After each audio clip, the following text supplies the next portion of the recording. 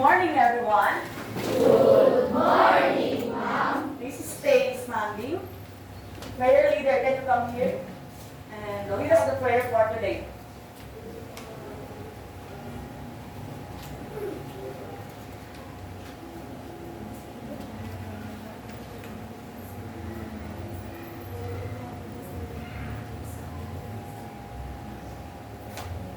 Thank you. So before you take your seats, kindly pick up any pieces of papers under your chairs. You are done. You can now sit down. Good morning again, grade 7 Cherry. Good morning, ma'am. How's your day? Good, ma'am. Good. Did you eat your breakfast? Yes, ma'am. Oh, that's good to hear. Miss Secretary, can I ask who's the absent for today? From the two was entertaining and the four and the six were sick. Oh, they are sick. Did they pass an excuse letter? Okay, thank you. So before we go into our lesson, let me remind you of our classroom rules. Everybody, eyes on me. Eyes on you. What is our classroom rule number 1? Listen. What about our classroom rule number 2? Do your best in everything you do. What about our classroom rule number 3? Be kind to everyone. Can you follow those rules? Yes, ma'am. If you say so, can you whisper, yes, teacher? Yes, teacher. Okay, thank you. So before we go into our topic, let's have a quick review about our topic last meeting. So what is our topic last meeting? Anyone? Yes, Mr. Yuan? Our topic last meeting is scholar quantity and vector quantity. It's about scholar quantity and vector quantity. So what is the differences between the two? Other hands? Yes, Mr. John Paul? Scholar quantity means defined by magnitude, and vector quantity is defined by magnitude and direction. Magnitude and direction. Thank you, Mr. John Paul. Now, can someone please cite an example of scalar quantity and an example of vector quantity? One example of scalar quantity and one example of vector quantity. Other hands? Yes, Mr. John Paul again. Ma'am, scholar quantity is scholar quantity 5 Celsius, ma'am. 5 Celsius. Very good. How about the vector quantity? And An the example. And the vector quantity is 5 Celsius in the northeast. 5 Celsius in the northeast. Very good. So I guess you are now ready for our new lesson today. Let me present to you our objectives for today. Can someone please read all our objectives for today? Yes, Mr. De Gia. At the end of the lesson, you are expected to analyze motions, scenarios, and determine how to measure both distance and displacement. Show appreciation of the importance of accurate measures of distance and displacement on everyday life for the litigation and disaster risk reduction, and perform hands-on activity to measure and compare the distance and displacement of a moving body. Okay, thank you, Mr. De Gia. So those are the objectives that you expected to attain at the end of our lesson. Okay? Now, let's have an activity. So, I gave you an assignment last meeting. Please bring up your assignment because we will be using it for our activity for today. So, our activity for today is a trivia game called Race of the Fastest. So, I have here pictures. So, what I'm going to do, I'm going to call 4 volunteers here in front, and they will gonna choose a picture in front and share a trivia about their chosen picture.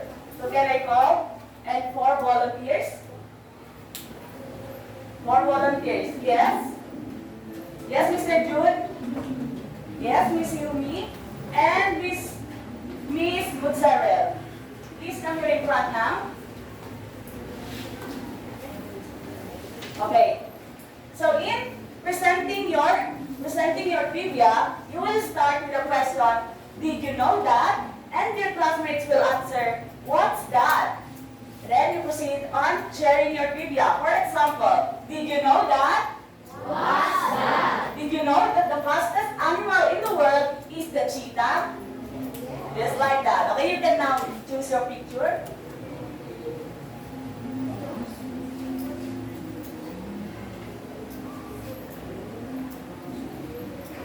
Okay? So ladies first. For first presenter, let's hear from Miss Yumi. Did you know that? What's that? Caleb Dressel is known for his speed in the water.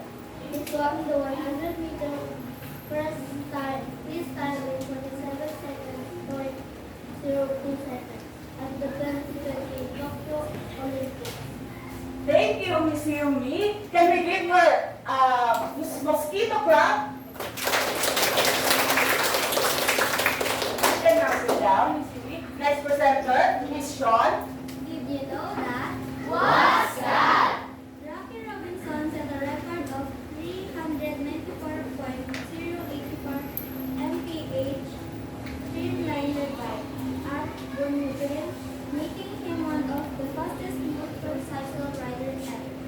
Thank you for that new knowledge, Miss Sean. Can we give her another mosquito clap? Okay, you can now sit down, Miss Sean. Our next presenter, Miss Maud Salcedo.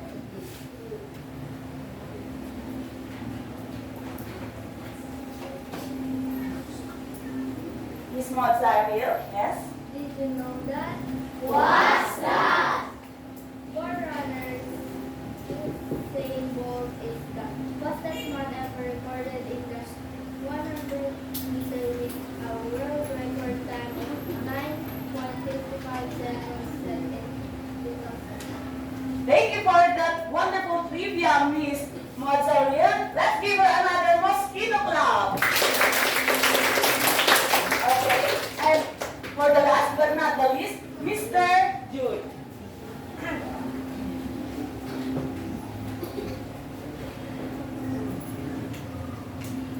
Did you know that? What's that?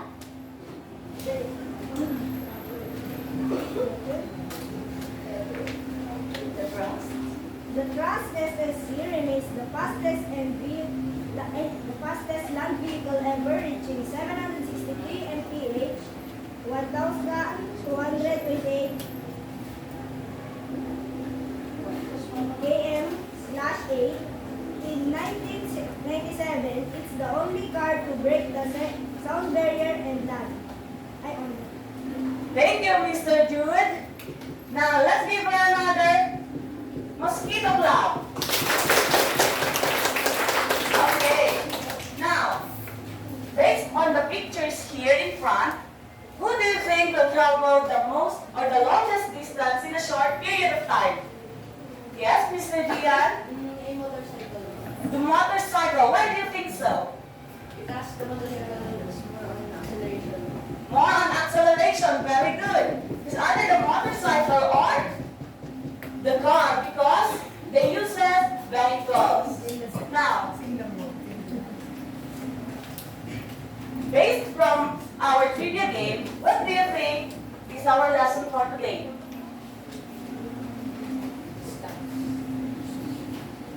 Any other hands? Yes? Distance. Or any other answer? Yes? Speed. Very good. Or any other answer? Motion. Very good. So our topic for today is about motion, distance, and displacement. So all the answers are actually connected to our topic for today. So let's first define what is motion. When you hear the word motion, what comes into your mind? Any idea? Raise your hand if you want to answer. When you hear the word motion, do you have any idea what is motion? Any other hands? Yes, Mr. John Paul? Ma'am, motion is a type of movement.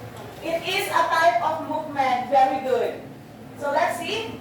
Initially, motion, it is the change in position over time relative to what we call a reference point. So motion, it is a movement, just like Mr. John Paul said. It is a movement wherein it changes an object's position over time, relevant or relative to its reference point.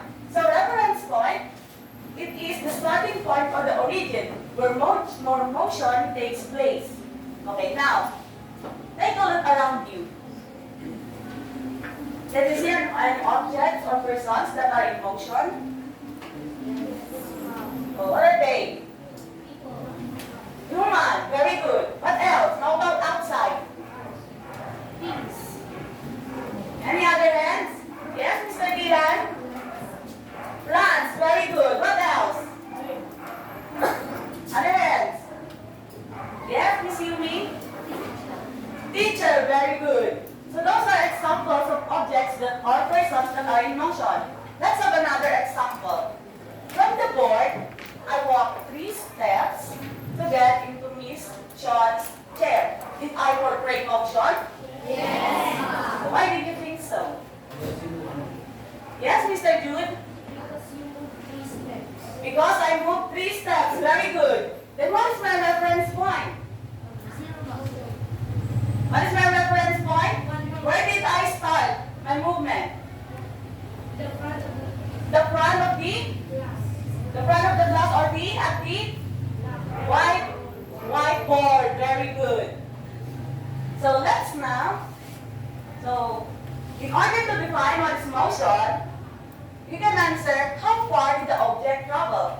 So in order to answer that, you need to look for the distance and displacement. And displacement.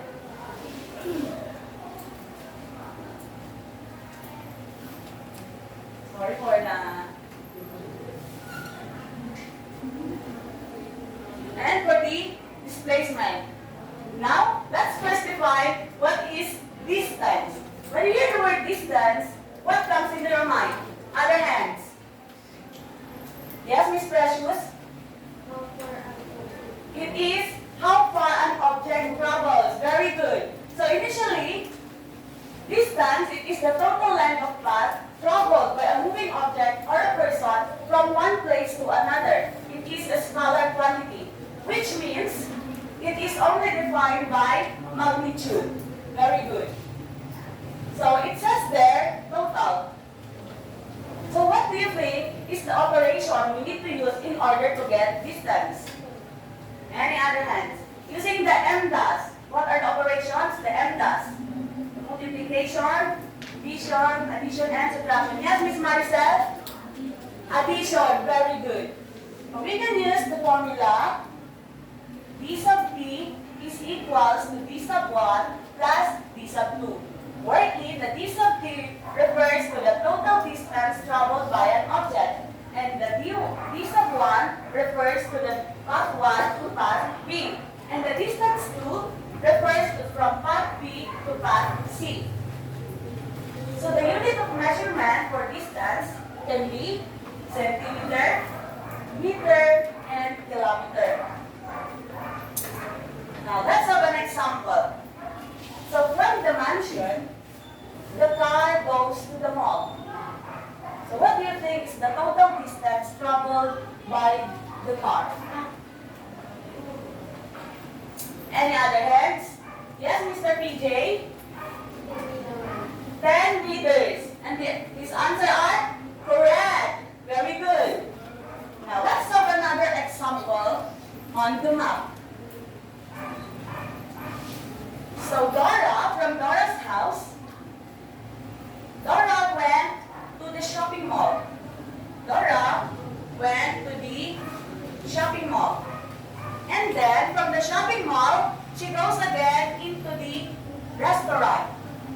Now, using the legend here, which is 0.5 kilometers per line, how many distance is traveled by Miss Dora? Yes, Mr. Mr. Gian? 3.5 kilometers. Any other answers? Yes, Mr. Jude? 2.5 kilometers. 2.5 kilometers. Any other answers? Yes, Mr. Yuan? 4.5 kilometers. And yes, Mr. Paul? 2.5 kilometers. Let's see if your answer is correct. So what is the given? The given is 0.5 kilometers. What is the distance one? Distance one. Dora's house. From Dora's house to her first location, which is the shopping mall. Let's count. 0.5 plus 0.5 plus 0.5 plus 0.5 plus 0.5. So how many? 2.5. 1, 2, 3, 4. So 2.5. Very good. How about the distance to? 1 kilometer. From shopping mall to the restaurant? 1 kilometer. Very good. 1 kilometer. So what is the unknown? The distance. Distance. Or D sub T. How about the formula? Distance sub 1 plus distance sub 2. Distance sub 1 plus distance sub 2. Applying the given on the formula, so the solution is distance 1 is 2.5 kilometer plus, what is the d sub 2? 1 kilometer. So what's the answer? You need to add 3.5 kilometers. So our final answer is 3.5 kilometers. So the one who answered 3.5 kilometers is correct. So that is our final answer. 3.5 kilometers. Next. And always remember that distance is always positive. Okay? Let's now go into displacement. Can someone please read the slide? Yes, Miss Janelle?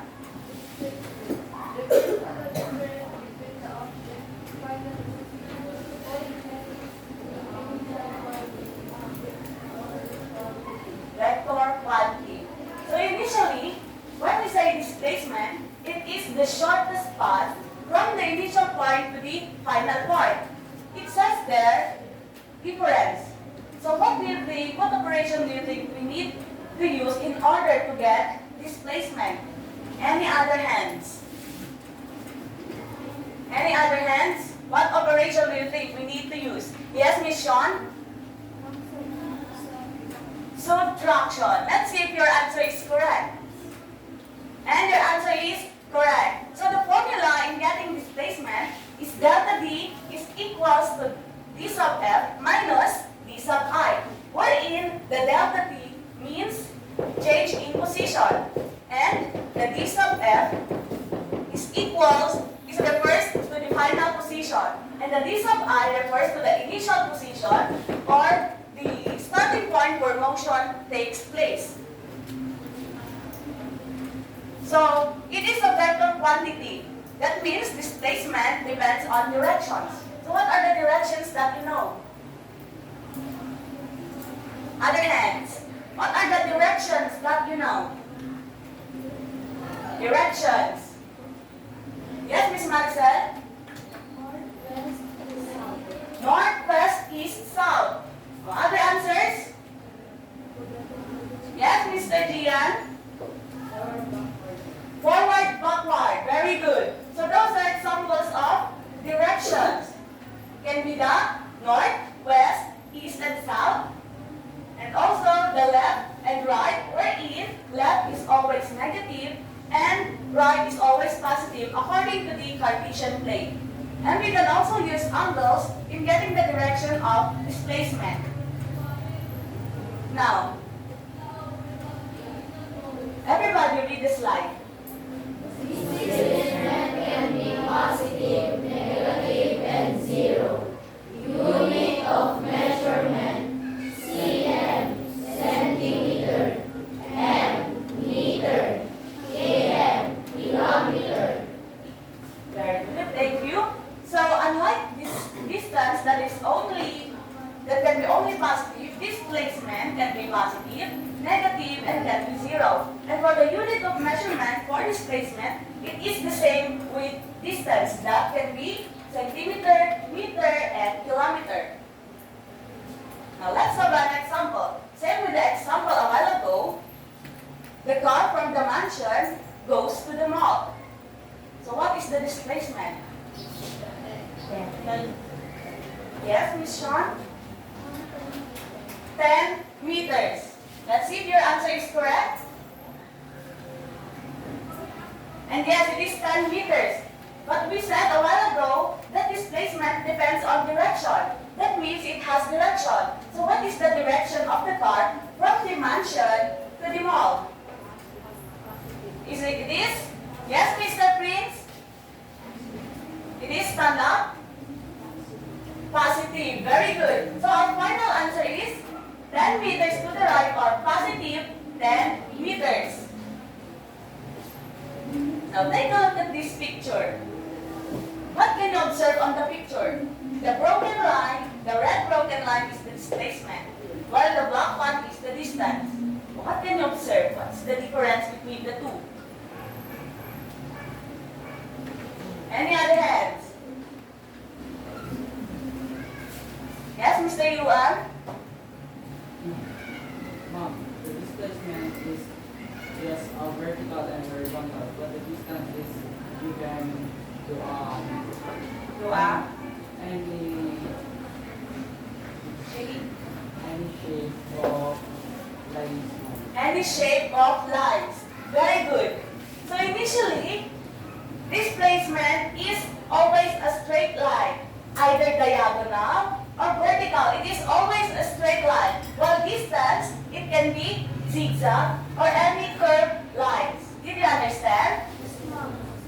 Now, let's have an example on the city map.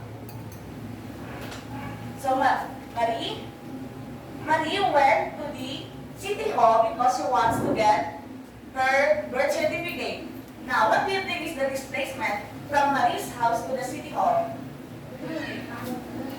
Yes, Miss Janelle? Yes? 2 meters? Using the legend here. Nice answer. Oh, any other? Any other answer?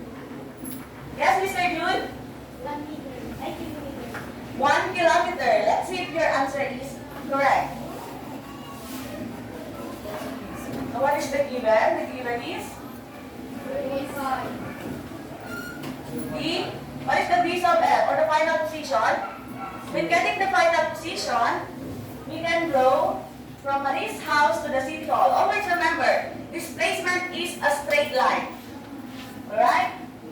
We can draw using the legend. So how many lines did Marie need to take in order to get at the city hall? Two lines. So, adding the 0.5, 2.5, what do you think is the answer?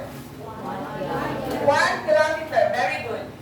So from Marie's house to the city hall is 1 kilometer. So the D sub F or the final position is 1 kilometer. How about the D sub I? 0. Very good. So it is 0 because always remember that the starting point of motion is always 0.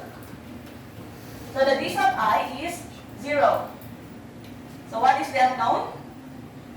Distance. What is the unknown? What are we looking for? Displacement. Very good. And what is the formula?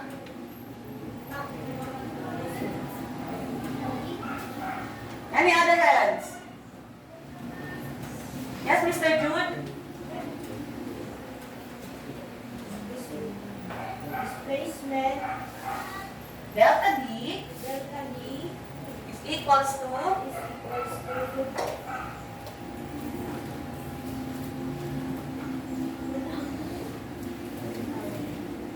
D sub F.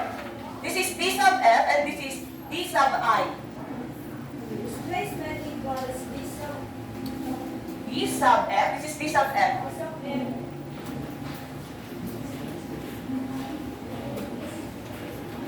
What operation do you think we need to use? Subtraction minus. What are we going to subtract? D sub I or the initial position. Very good. So for the solution, what is the D sub F? 1 kilometer. Equivalent to 1 kilometer minus D sub I, which is equivalent to 0. So what is our answer? 1 kilometer. 1 kilometer. Now, is this our final answer, 1 kilometer? No. Okay, so what is the final answer? 1 kilometer northwest. 1 kilometer northwest. Let's see if your answer is correct. From Marie's house to the city hall, using the compass, it is northwest. Very good.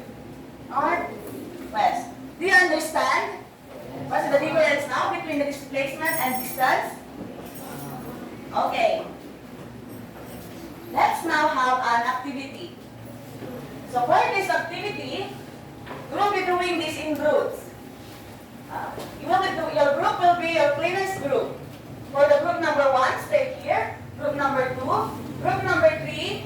For the group number 4, stay there. And for the group number 5, over there. So you can go now to your designated places, quietly and orderly.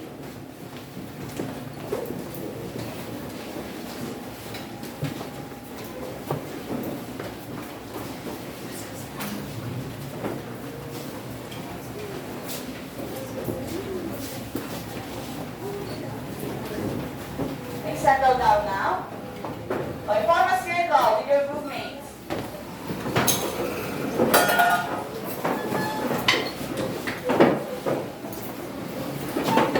Okay, so I will be distribute.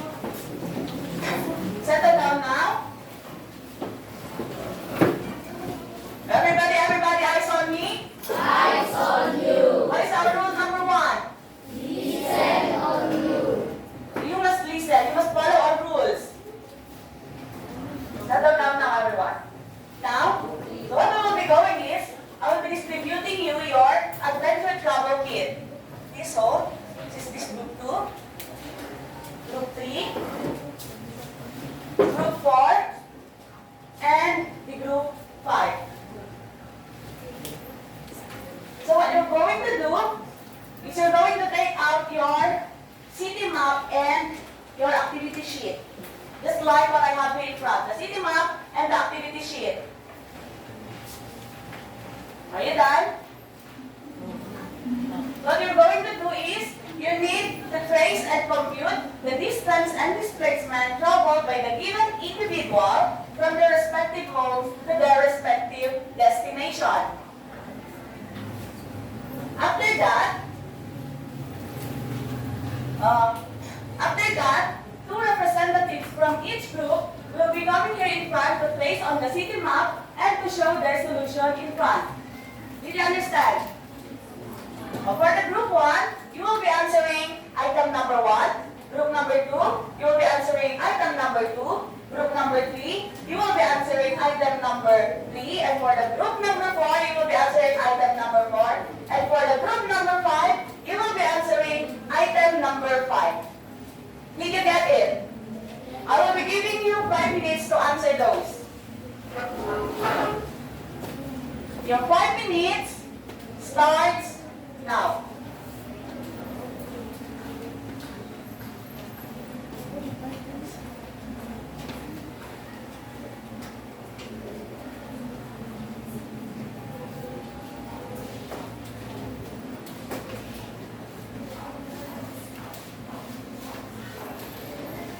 You can trace your city map.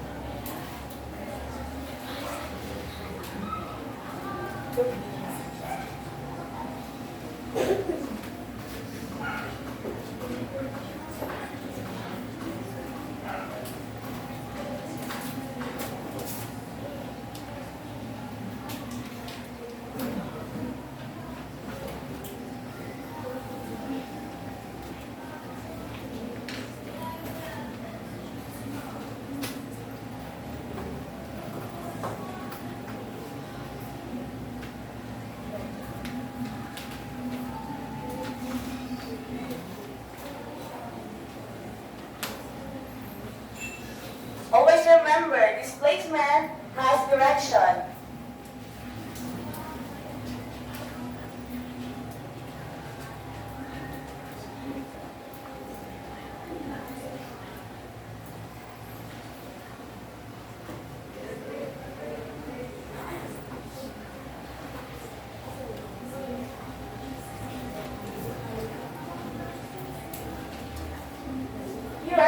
If you are done with your assigned activity, you can answer the other activity, or the other items on your activity sheet.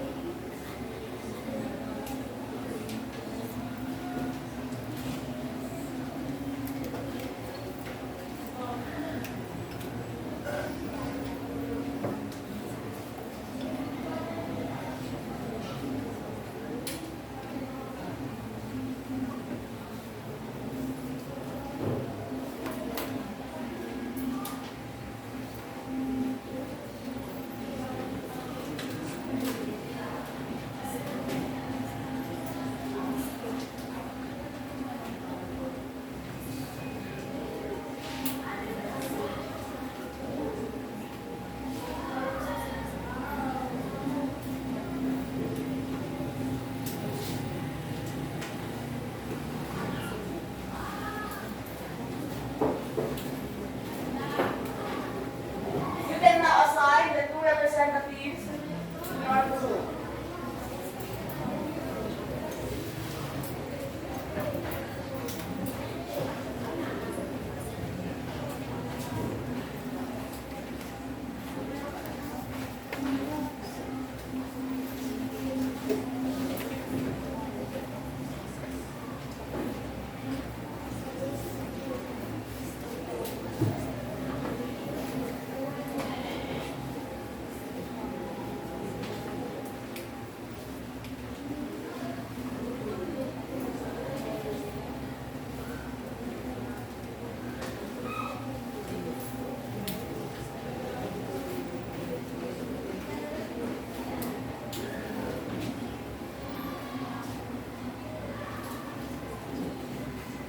Last 1 minute. Finalize your answers now.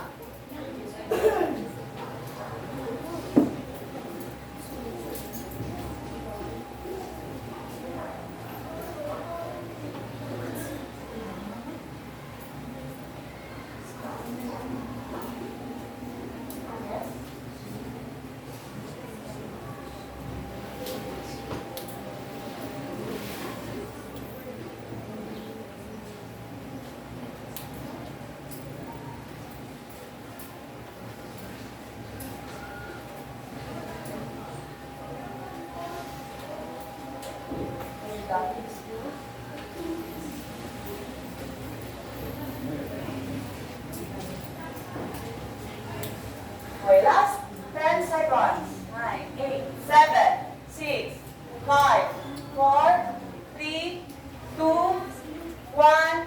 Time's up. Okay. The two representatives from group 1 to 3 come here in front now.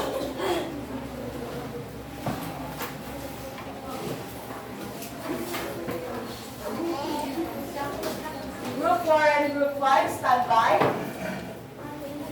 For the Group 4 and Group 5, stand by. Group 1 to 3 only for the first. Group 4 and 5, stand by, please.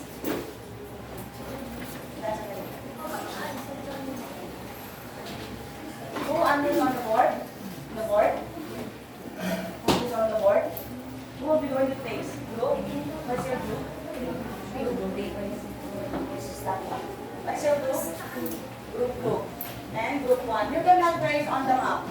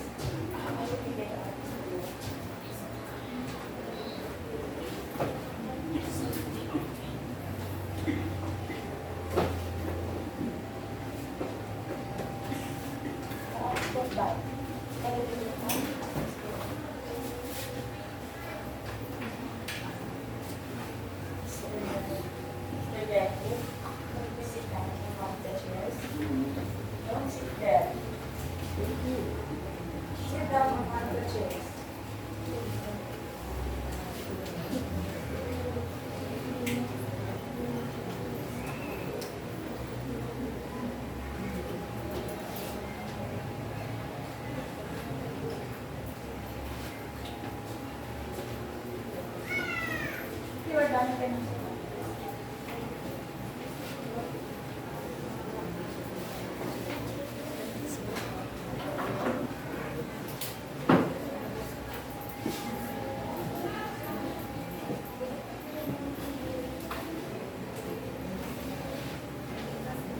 Group 4 and 5, you can now come here. Representatives from group 4 and 5.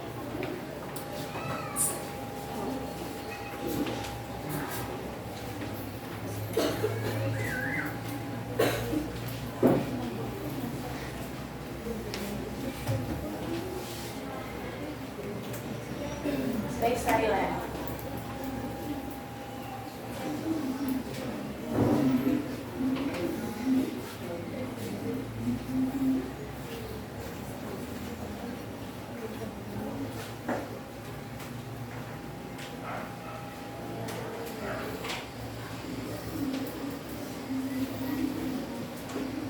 Sit down.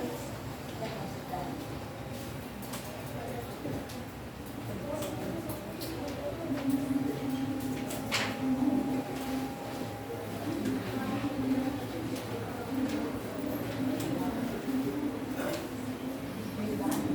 Maybe you can now sit down.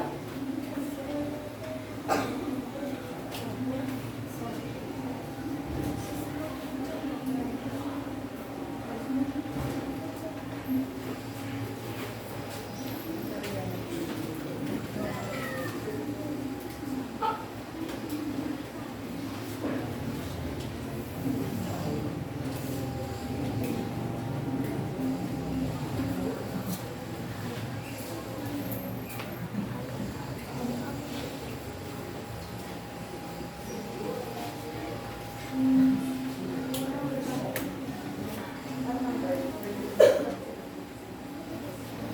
Write the number. For your answer, write number. Item number.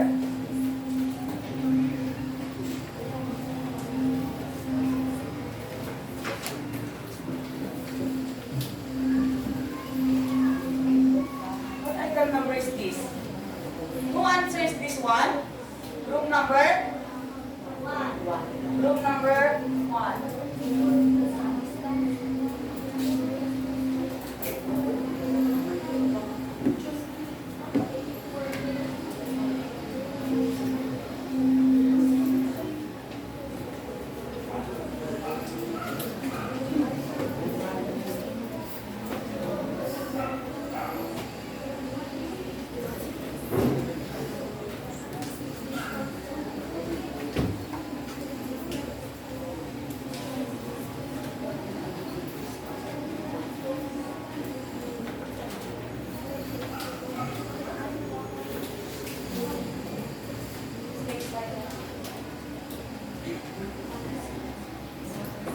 Mr. Jehu, why are you still sitting in there?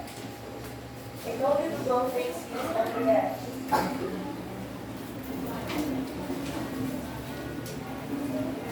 Okay, thank you. So let's see if your answers are correct.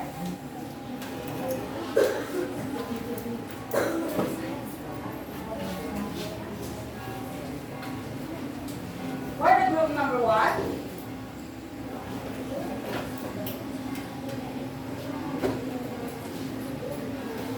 this is 10 points. For the city map, for the trace, it is 5 points. And for the solution, it is another 5 points. So is the answer of number 1 correct? To the northwest, 2.5. Very good. Group number 1. 1 point for each. And on the map, that is 5 points. 5 points. How about the group number 2? Is the answer of group number 2 correct? It is correct. Very good. This is number 2. 5.5 kilometers. And on the map, let's see if the answer is correct. Why is it wrong? What do you think makes it wrong? Distance? 2. So this will be formula? Okay, for the formula, distance 1 or distance 2, it should be small letter. Very good. Thank you.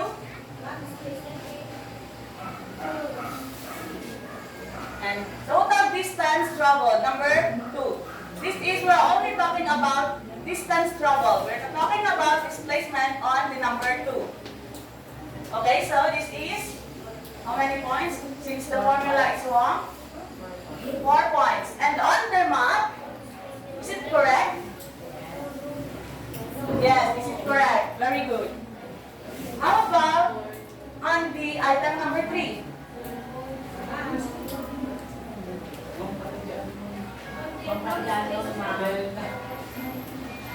Oh, -1. And for the number 3, or the unknown, is it correct? Formula. How about the solution? And the final answer. Is it correct? Is it correct? Yes, ma'am. Or how about on the city map? Yes, Are they ma'am. correct? Yes, ma'am. Okay, another 5 points. How about on the number 4? Where's the number 4? Okay, the given 9 kilometers, 1 kilometer, and this of t. Is this correct? What do you think? Is the final answer the same with the final answer on the monitor? Yes. So the given 4.5.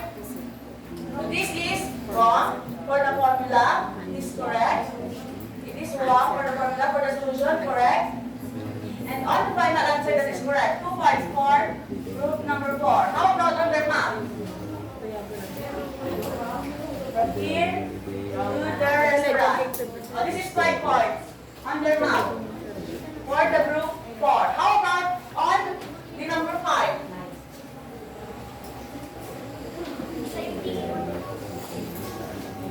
Are they correct? Is it correct?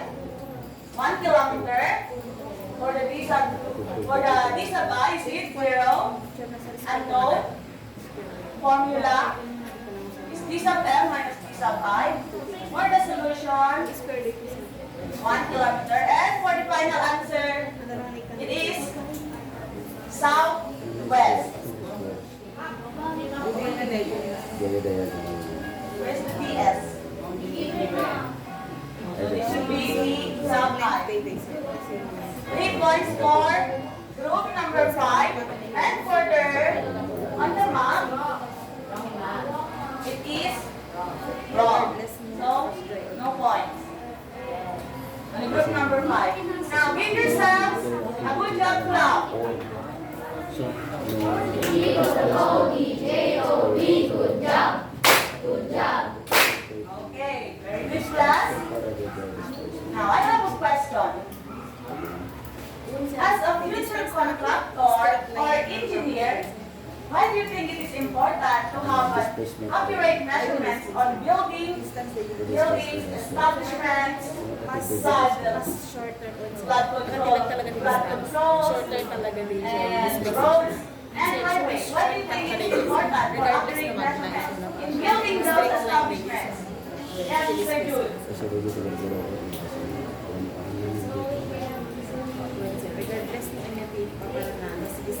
So we cannot easily break. So the establishments, you mean? So the establishments cannot be easily break. Very good. Any other answers? Why do you think it is important for accurate measurements on building flood controls, on building roads, highways, bridges? Any other answers? None? How about for us to avoid accidents? As you can see, now, when there is a typhoon, many flooded areas already being flooded, right? So it is important for accurate measurements on building those establishments. Another question. As a law-abiding citizen, why do you think it is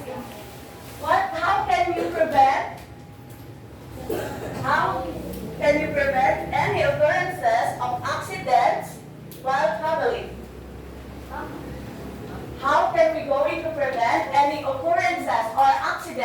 traveling? Yes, Mr. John Paul? By building a stop sign or... Sige lang. By building a stop sign. Very good. Any other answer? Yes, Mr. Gian? Putting a sign with word rather than from area. With word will not prone area. Very good. Any other answer? Yes, Mr. Yuan? By focusing on the road. Very good. Any other answers? By putting warning signs. By putting warning signs To avoid to avoid accidents. Very good. So all of what we've said are examples of how we are going to avoid accidents, especially when we are traveling. And now, as a student, you are still traveling toward your goals. So look at the map. What establishments or who are the people that are going to help you in order to achieve your goals in life? Yes, Miss Marcel? Family and friends. How are they going to help you? How is the family going to help you in achieving your goals? By supporting you. Very good. Any other answers? On the establishment, on the city map. How about this one? How about this one? Yes, Mr. Yuan? By studying hard. Where are you going to study hard? Where? Yes, Mr. Yuan? At school. So who are going to teach you at school? Yes, Mr. PJ? Teachers. Very good. Any other answers? And what are the establishments or who are the people that can help you in order to achieve your goals in life? Yes, Miss Short?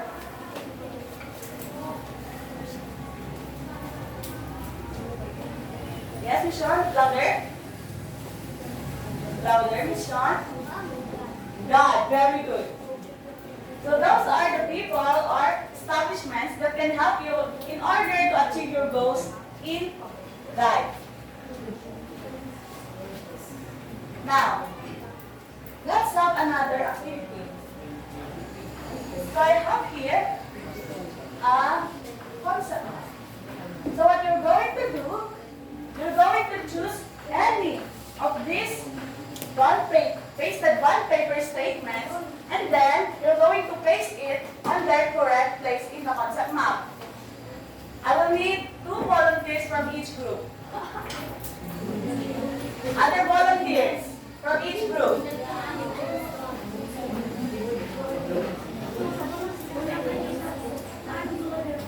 Okay, who are the volunteers? Yes, you can now come here in front. The volunteers, please come here now in front. And then now choose your words, or your sentences, or phrases, and then paste it on the concept map.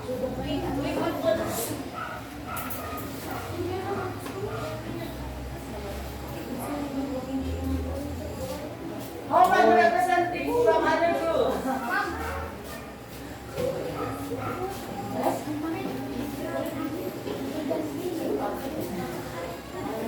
Your other group. 2 representatives from each group.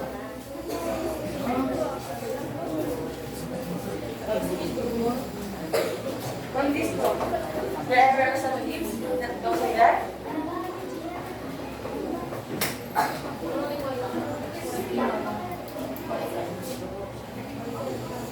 If you are done, you can now sit down.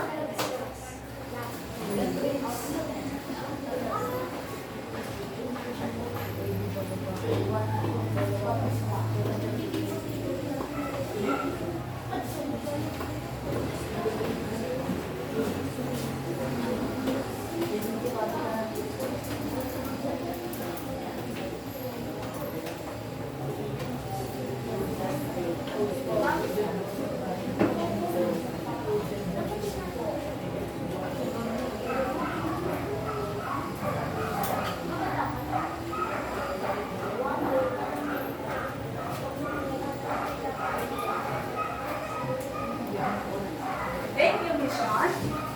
So is their answer correct? Is the distance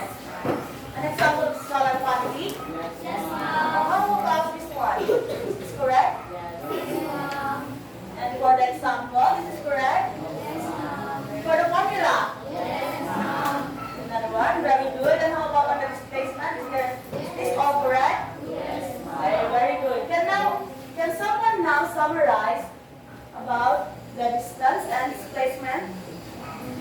Summarization. Yes, Mr. John Paul.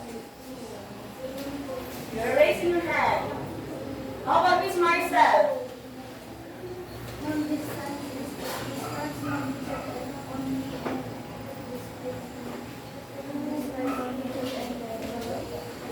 Describe magnitude and direction. Very good. Okay, how about you, Mr. John Paul? This statement describes both magnitude and direction. And direction. Very good, Mr. John Paul. So, give yourselves another good jump clap. G-O-O-D-J-O-B, good job. Good job. Okay. Let's now see if you really understand our topic. So, from your adventure travel kit, bring up the QR code or the quick response code. So, what you're going to do, using the quick response code on your adventure travel kit, read and analyze each item properly. So, everybody, eyes on me? Eyes on you. What's the rule number 1? Listen on you. Please listen. So in answering, raise the letter A if your answer is true, and raise the letter B if your answer is false. So remember, wait for my cue before raising your quick response code.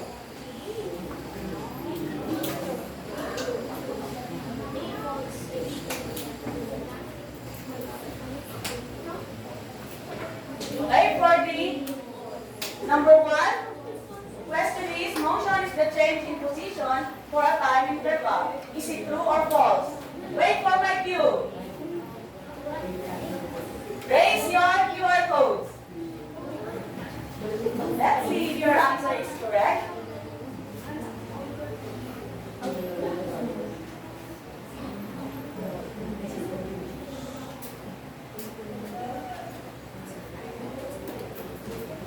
Okay, let's see if your answer is correct.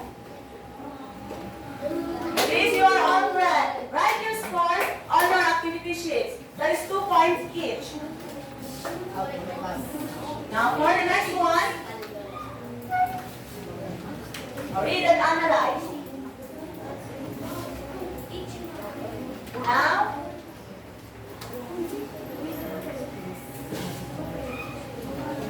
raise your QR codes.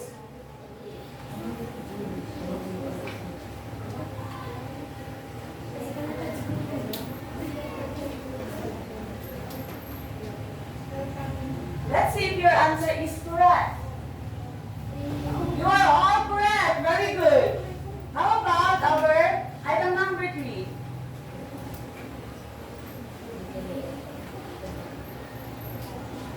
Raise your QR codes.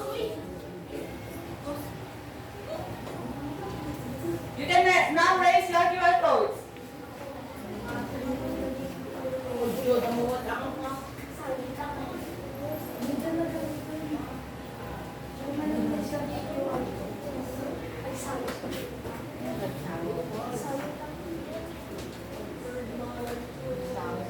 Let's see if you got your correct answer. The group who got the correct answer is Group 2, Group 3, and Group 5 only. Okay, for the next one.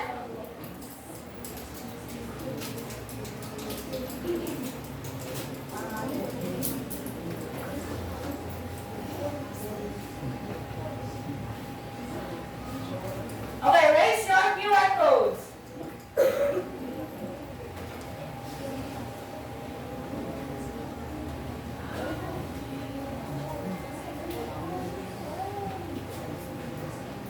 Let's see if you got the correct answer. Only Group 2 and Group 4 got the correct answer. For the next question,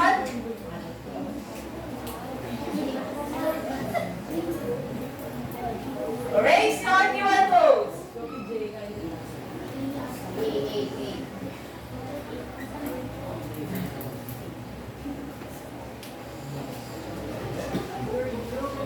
let's see who got the correct answer. Only group 3 and group 4. So who got 10 points? Oh, 8. Very good. 6. 4. 6. Very good. So those who got 6 below, they're still next time, okay? Oh, that's very good.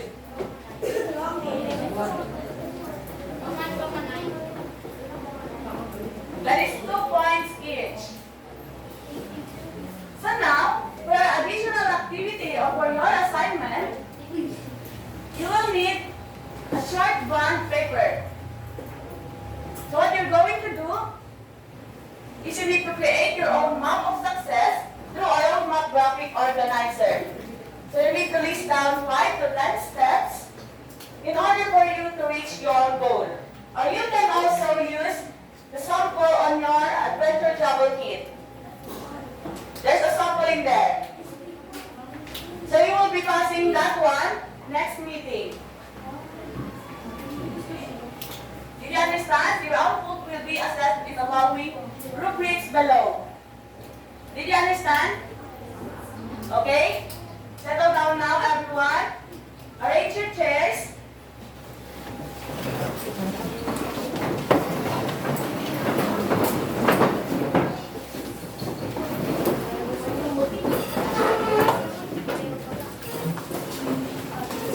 And go back to your proper seats now.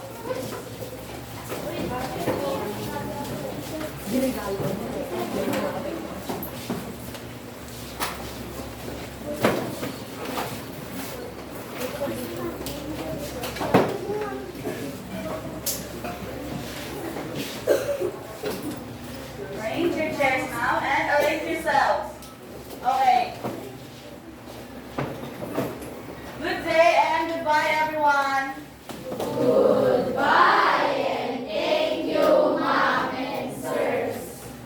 Okay, give the now sit down while waiting for your next subject teacher.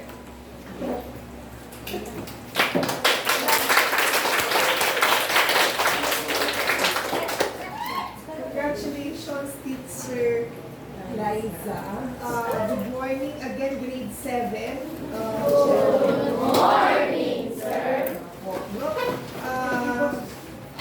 Mula sa pamunuan ng Ilocos Sur Polytechnic State College Main Campus, kami po ay taus-pusong nagpapasalamat sa ating school, sa Salcedo National High School, lalong-lalo na sa ating cooperating teacher, Ma'am Heidi, sa ating head teacher, Sir Valdez, sa ating pong school principal, Sir Decano, at saka sa lahat ng faculty and staff na bumubuo ng ating school, at lalong-lalo na rin po sa inyo mga estudyante from grade 7 Cherry sa mainit ninyong pagtanggap at aktibong pakikilahok sa final demonstration teaching ni Ma'am Liza, no? Hindi magiging successful yung kanyang demo teaching ngayong araw kung hindi dahil sa inyong aktibong partisipasyon.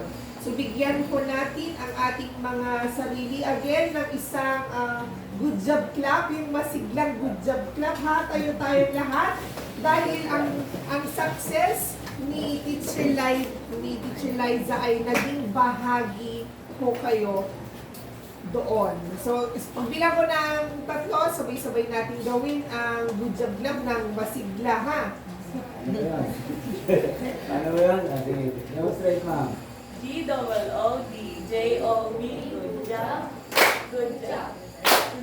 Okay, so 1, 2, 3.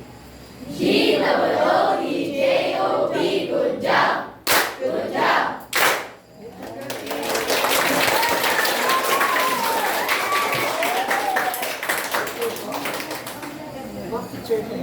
Ay, sige.